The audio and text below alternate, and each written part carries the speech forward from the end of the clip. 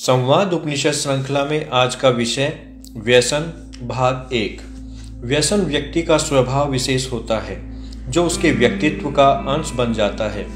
एक ऐसी व्यवस्था बन जाता है जिसके बिना जीवन अधूरा सा लगने लगता है। व्यसन में डूबा हुआ व्यक्ति अपना ही नहीं किसी का भी हित अनहित नहीं देखता।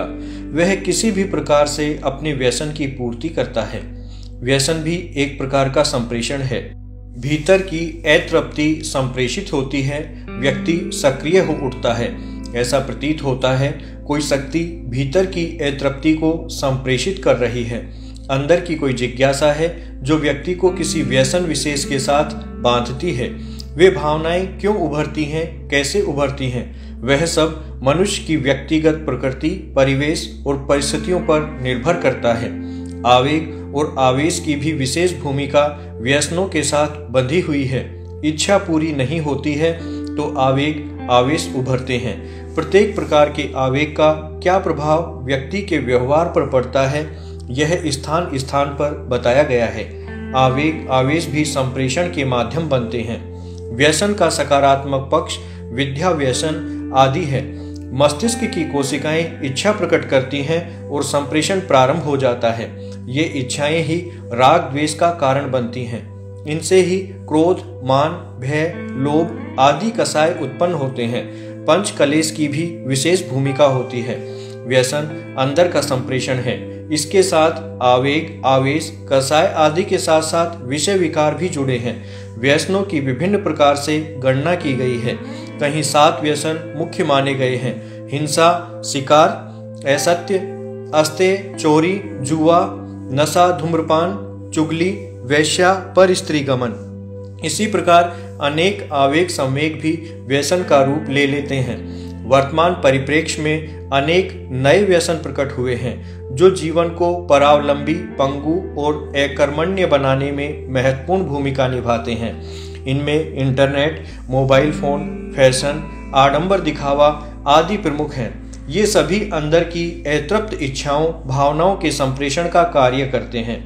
मनु संहिता मंडल 7 श्लोक 43 से 53 में राजा तथा सभासदों के आचार व्यवहार संबंधी स्वभाव के बारे में कहा गया है कि जो राजा काम से उत्पन्न 10 दुष्ट व्यसनों में फंसता है वह अर्थ अर्थात राज्य, धनादि और धर्म से रहित हो जाता है। और जो क्रोध से उत्पन्न हुए 8 बुरे व्यसनों में फंसता है वह शरीर से भी रहित हो जाता है। काम से उत्पन्न 10 व्यसन हैं: मृग्या खेलना, अक्ष चौपड़ खेलना, जुआ खेलना, दिन में सोना, काम कथा करना, दूसरे की निंदा करना, स्त्रियों का अतिसंग, मादक द्रव्यों का सेवन, नाच गान देखना सुनना, इधर उधर घूमना। क्रोध से उत्पन्न 8 व्यसन हैं: पैशून्य अर्थात चुगली, बलात्कार, पर स्त्री गमन, द्रोह, दुश्मनी, ईर्ष्या, ऐसूया, दोषारोपण, अर्थ दूषण, बुरे कामों में धन का अपव्यय, कठोर कटु वचन तथा पारुषयम, बिना अपराध दंड देना। इसके अंत में कहा गया है व्यसनस्य च मृत्योश्च व्यसनम कष्ट मुच्यते व्यसन्य धायधो व्रजति स्वर्यात्य व्यसनी मृत है। यह निश्चित है कि दुष्ट व्यसन में फंसने से मर जाना अच्छा है, क्योंकि जो दुष्टाचारी व्यक्ति है वह अधिक जिएगा तो अधिक से अधिक पाप करके नीच नीच गति अर्थात अधिक अधिक दुख को प्राप्त होता जाएगा।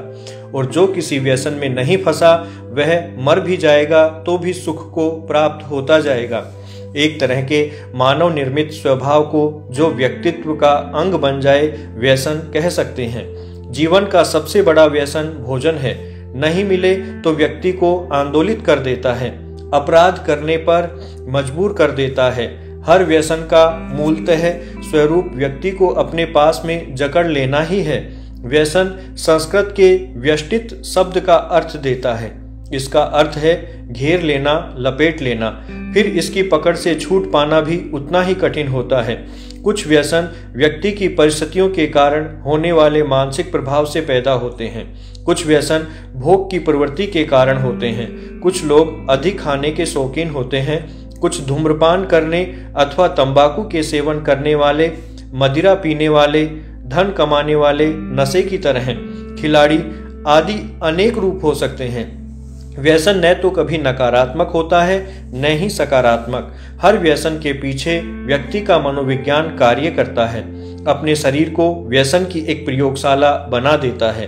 अतः सकारात्मक जान पड़ने वाले व्यसन भी अंततः हानिकर ही प्रमाणित होते हैं। इसीलिए व्यसनों का सभी धर्मों में निषेध है।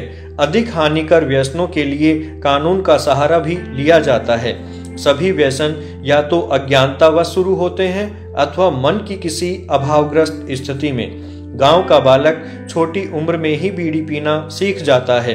कुछ तो घर में देखता है, कुछ संगत का प्रभाव होता है, फिर भी इसमें अज्ञानता का अंश अधिक होता है। थोड़े से नियंत्रण से व्यक्ति को मुक्त कराया जा सकता है।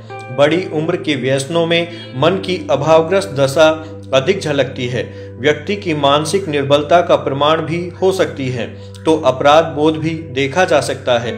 जिस बालक को बचपन में माँ का प्यार नहीं मिले, उसका दूध पीने को नहीं मिले, उसके व्यसन अभावग्रस्त जैसे होंगे।